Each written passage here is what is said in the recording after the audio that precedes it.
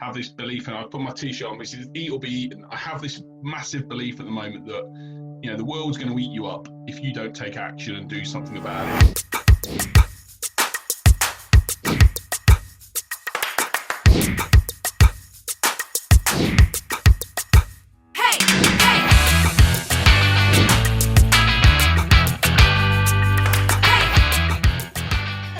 I'm Helen Haynes from Love Lifestyle.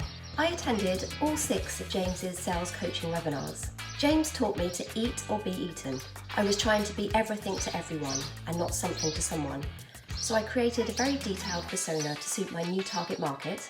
And as a result, I've refreshed my strategy, offerings and branding, which I'm over the moon about. Thank you so much to you, James. Good evening, everyone. How are we?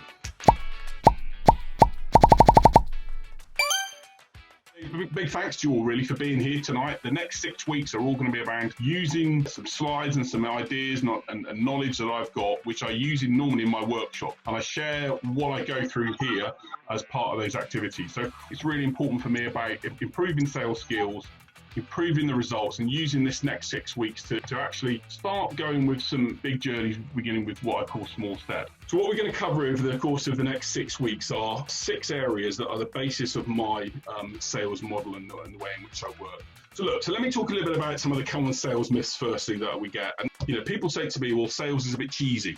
And it's a bit, I don't really like sales. I feel a bit uncomfortable with it. Feel free to use the chat session and put in what are the words that come up when you think of the term sales. Do you have a clear sales target? And what I want you to do, and I want you to, if you've got a notepad and paper, there's mine here. And I just want you to think of what a target would look like for you that you would feel happy with. What I would encourage you to do is to define a target that you now want to achieve. Just put a number down on the paper of what you want to achieve, whether it's revenue, whether it's number of customers, whether it's number of a profit figure, I don't know. There's lots of resources that I make available on my website, so jameswhite.business. There are lots of resources there. If there's a resource that I've mentioned here that I haven't shared with you, let me know and we'll make sure we get that to you. There's lots of videos that, again, are freely available. The importance of the sales process, there's one there. You've got different elements that I do videos on, and there are over 120 videos now available. So lots of resources to use. And if you have got queries and questions, feel free, drop me an email, reach out to me on social. I'm available to support and help you. I really appreciate your time in being here tonight. And so I'm here to help and support you with the goals and the business plans you have and get you feeling brilliant about learning how to sell effectively and doing the right things. And these foundations, if you put them in place, will be the bedrock of any successful sales campaign or activity or work that you're doing. So look, this is second week in improving your sales skills and results. So we're going to cover off these 3 whys. And the first one of this that is really important is why people buy and the basics of sales. The second why is the only part of the process in sales that is about you. If you've not read Simon Sinek's books, I truly recommend them. And the quote that he made here, I use a lot, is so important. People don't buy what you do, they buy why you do it. And why are they going to choose you? What's so compelling about you and your offering and what you do that's making someone go, oh, I need to have a chat with that person? So the question that I ask you, why do your customers buy from you? Why do the suppliers and the people you work buy your product or service? And what impact does it have on them? Because I guarantee you, if we can nail this down, sales becomes much, much easier. There are 9 characteristics that the best sales and business people have. Are you trustworthy? Are you seen to be reliable? How approachable are you? Do you display confidence? And do your prospects see you as knowledgeable? Isn't on the approachable one, but a little bit saying, do they see you as friendly? Are you a nice person? So this is the other one. Everyone, again, the same age as me, will remember who this guy is, Wurzel Gummidge. The question is, your appearance says a lot about you. This is another factor that's really important. Do others recommend you? Do people say, yeah, you should go and talk to James? And then the final point of the track fair model is E, the enthusiasm. Do you have enthusiasm? Excuse my French, do you give a shit? Yeah. So this is number 3 of our webinar series, a 6-series webinar that I've been running for the last 2 weeks, and I've got 2 more weeks to go. But now we know what our whys are, we're going to cover how do we find that perfect prospect. So that perfect prospect, how do we find them?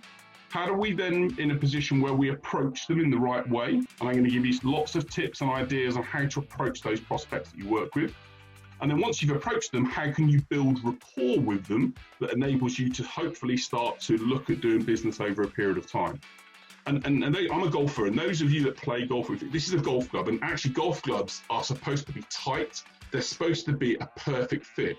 And when you get that perfect fit with your solution and what you offer and the outcomes that you deliver and the problems and wants that you solve, you get this perfect fit, and it's a really nice fit. I can assure you, sales and the way you engage with people becomes so much easier. For anyone that's not been with us before, Webinar 4, improve your sales skills, get better at selling, become a sales expert. And what we're going to cover this week we're going to cover the elements of how do we, once we've got to speak to someone, so we've engaged with a prospect and we've got the potential chance to work with them further, how do we deal with this? How do we build this lead from being just a lead right now into hopefully something that we can do, someone that we can do business with? Or it may well be that actually they're not right for us. But if we have learned to qualify them, we're going to talk through some elements around qualification. We'll then talk through how do we call this idea of bridging to your product or solution. So there's a few different elements around emotional sales intelligence that I encourage you really to look at from a sales perspective when we're in this stage of getting to know the prospect. And there's a quiz that you feel free to take, which you can conduct, get a score, and it will give you and send you a score across these 5 different areas. This is improving your sales skills and results, 6 series webinar, webinar 5. We are nearly at the end point of where we want to be from a selling perspective, and this is the bit of sales that is, I always think, the fist pump moment, the exciting bit. And one of the key things that people say to me is, in this week is, James, how do I close? How do I close on sales? I really want to be able to learn to close. What can I say? What wizardry can I use? But closing in itself is a natural process. And the reality around objections is people think about objections and they worry about what they mean and the impact of them. But they are barriers that your prospect is putting in the way of them agreeing to do business with you. So this is the 4-step approach I want you to take with any objection, and we'll talk through then some objections that you can use. First thing is listen to what they have to say, acknowledge it. Thanks for letting me know that, Fiona. I really appreciate it. John, I really appreciate you letting me know your thoughts here. Identify then actually what it is that's going on in their mind, in their world, and then we then respond. This is our last one. So this is the last series of 6 out of 6, the sale, improve your skills and get your results. So we're going to go through deliver on your promises and how you can make sure that you do that. Creating disciples, as I call it. So, this idea of a customer happiness scale. And then we'll just talk through some disciplines before we finish. And one of the things that I encourage you guys to think through and just make sure that you're not doing is asking your customers to jump through too many hoops. I have to say, if you don't take this, you'll be mad, because he was awesome. And he went, so go and have a look, go and talk to some of your best customers and come back and tell me what they say.